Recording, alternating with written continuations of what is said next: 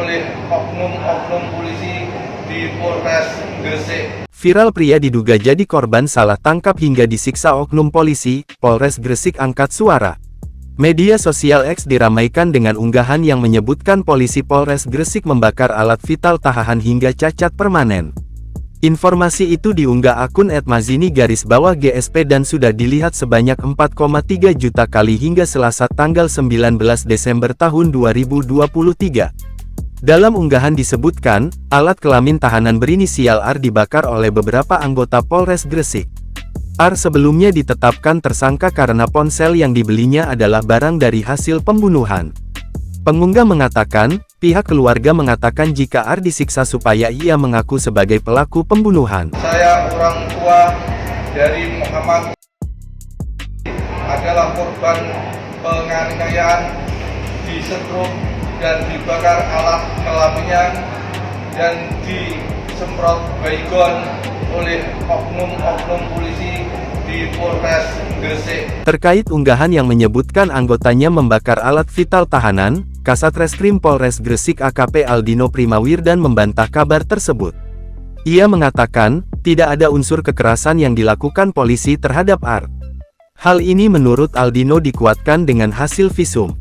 R juga sudah menjalani pemeriksaan kesehatan di rumah sakit yang hasilnya tersangka tidak mempunyai luka.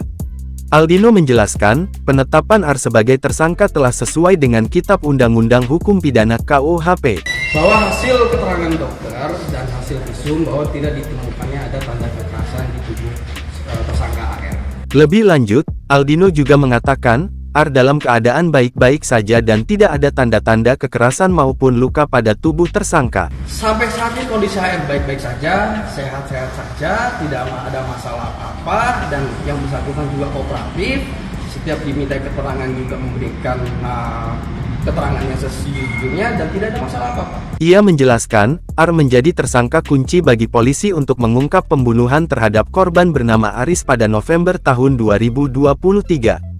R punya peran yang penting karena informasi yang didapat dari tersangka membawa polisi kepada pelaku utama pembunuhan dan perampokan, yakni Irfan dan Hengki.